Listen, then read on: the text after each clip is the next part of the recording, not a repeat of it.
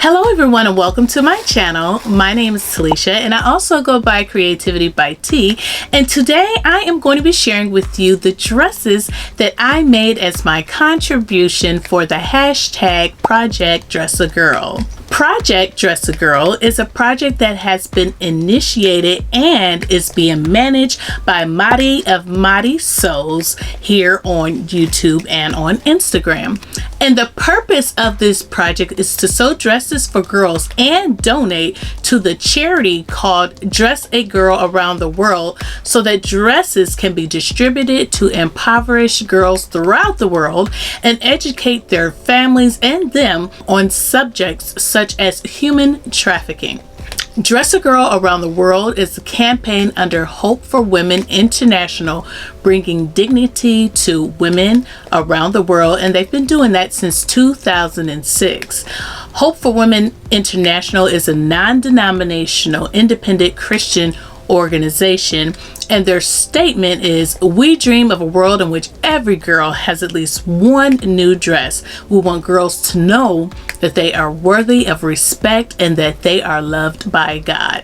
When Madi asked me if I would help the cause, I immediately knew that I wanted to participate because children, number one, are just really near and dear to my heart, and I am just honored to make something that would make a child feel happy, boost their self-esteem, and educate that girl and her parents on serious topics such as human trafficking, because human trafficking is very real and present throughout this world, and it is increasing, unfortunately, in numbers. So if it takes a project such as this to afford a little girl and their family to learn and become educated on this terrible crime and teach them the signs of endangerment to allow themselves to not become a victim of it, I'm all here for it. So now I'm going to talk a little bit about the pattern and the fabric and why I picked it, and I will also show you the dresses. So the pattern that I chose to make the dresses for the girls is McCall's 5797, and I picked it because it met all of the requirements of the type of dresses that are asked to be donated, such as no closures, pullover styles, and pockets. The pattern description is children's and girls' tops, dresses, shorts, and pants. So you have a lot of options, but obviously I picked the pattern up for the dresses. And there's 7 different views on the pattern, but because, like I said, the request was for dresses, I only focused on views C, B, and E, and I decided to make E because of the strap construction. So the strap for view E allows for the strap to be tied at one side, and views B and C have a strap that is actually sewn together at the end, so it's connected. However, it can be adjusted through the casing, but like I said, I opted to go with the unconnected strap, and I thought it would be better to have a strap that would tie at one end, because I could make the strap as long as I wanted to, and if the child was heavier or wider, she would still be able to fit the dress because of the length of the straps, and you know, she would be able to accommodate for her size. And if the child was smaller, she could just have a bigger bow and just pull in the dress more with the strap. It makes the dress have a little bit more flexibility and size.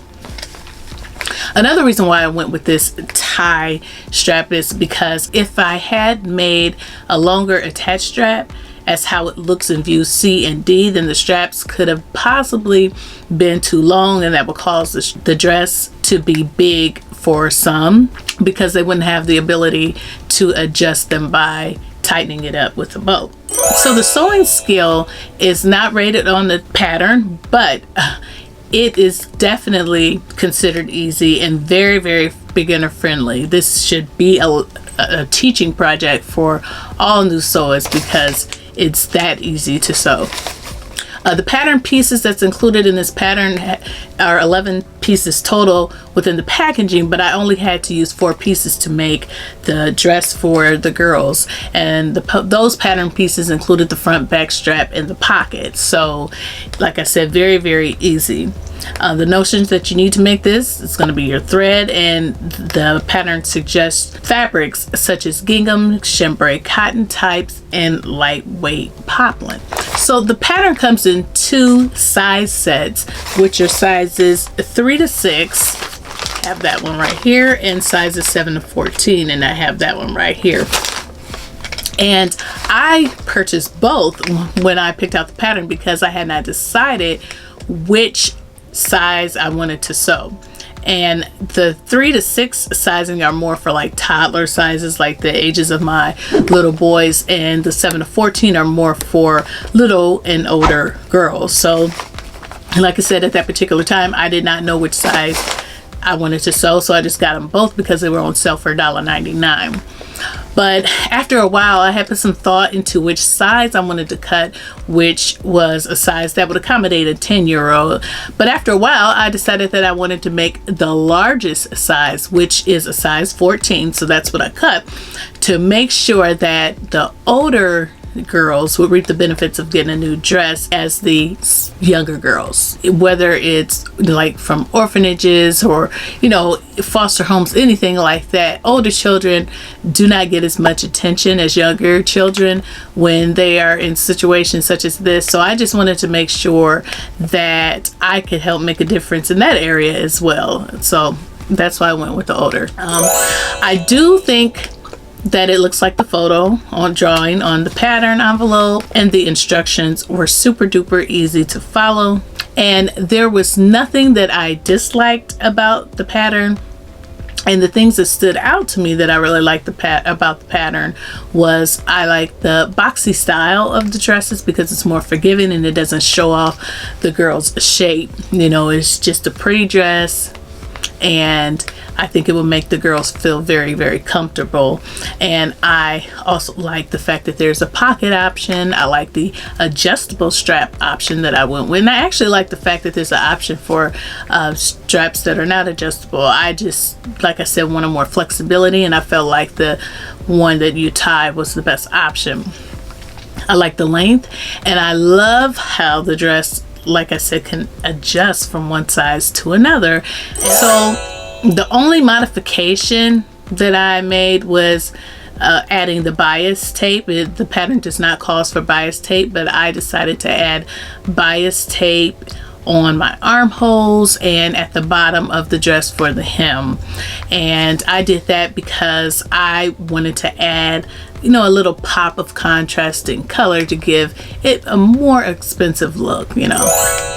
So for the fabric that I used, in my September sewing plans, I showed some bird fabric that I was going to use for this project, but I changed the fabric because at that time I had decided to use the bird fabric. I had smaller girls in mind, and once I changed my mind and made the decision to make dresses for older girls, I looked into my stash to see what I had that would be more fitting for their age, and I came across this beautiful, vibrant, colorful floral fabric, and I thought that fabric would be more suitable because of the larger flowers, the bright colors, and the colors are also darker on this fabric than the bird fabric, which helps with transparency, and we definitely don't want anyone to see through the girls' dresses. So I went ahead and went with that fabric for those purposes, and the fabric just screams happy to me, and that's how I want the girls to feel.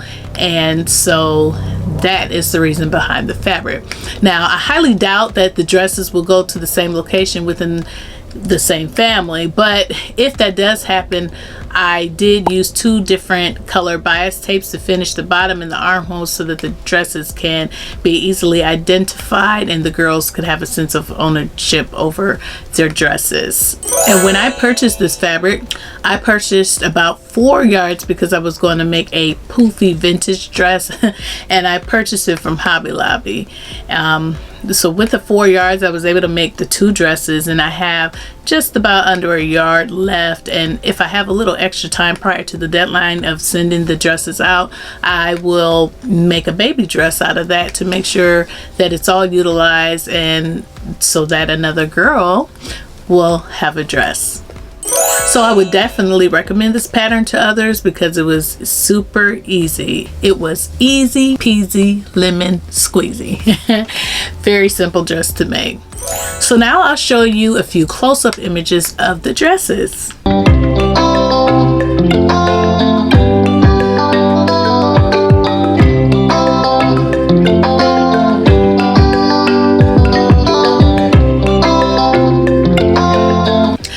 So I would like to thank Madi for asking me to participate and for organizing this campaign through Instagram and YouTube to make a difference in the lives of little girls. I know that Madi has been working hard because there's been uploads and posts every day on Instagram, and there's a whole calendar on her website full of events throughout the month for this project. And I know that all of this is very time consuming, so just know, Madi, you are appreciated. I also want to share a quick little nugget regarding human trafficking and or kidnapping of children, including boys, because it's happening all over the world. And even right here in the United States where I live, there are many children every year that go to the malls and don't return home, or they go to the fair with friends and they don't return home. And when children are reported missing, the first thing law enforcement officers ask for is information that helps easily identify children, and they recommend getting a kit to help gather and store this identifying information.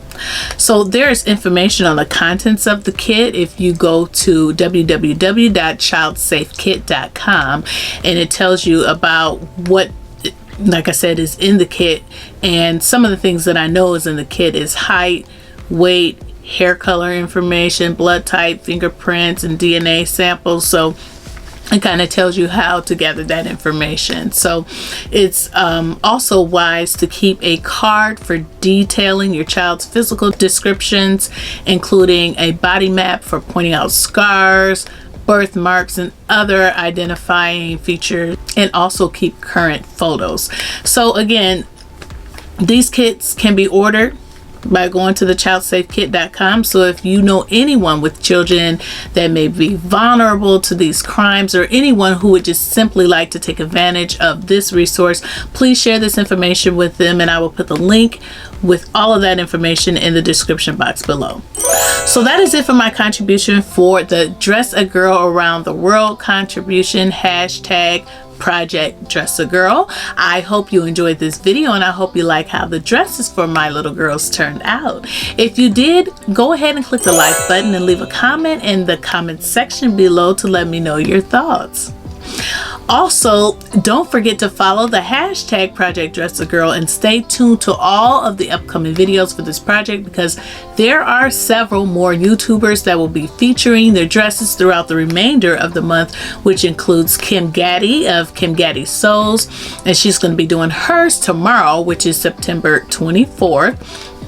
Myra Lorraine of Myra Lorraine Official on September 25th, Carmen Salome on September 27th, and Heather of Textile Tailor Thoughts on September 29th. You could also go back to look at all the other videos that have already been posted for this charity by searching the hashtag Project Dress a Girl in the search engine here on YouTube. If you would like to participate or be involved, I will have a link in the description box below with the website information for the charity, and you can contact an ambassador near you. Thank you so much for watching, and thank you to all of my new and returning subscribers for your support. If you are not already subscribed, go ahead and hit that subscribe button, and go ahead and click the notification button so that you can be notified whenever I upload a video. Thank you so much for watching, and I will see you in the next video. Bye!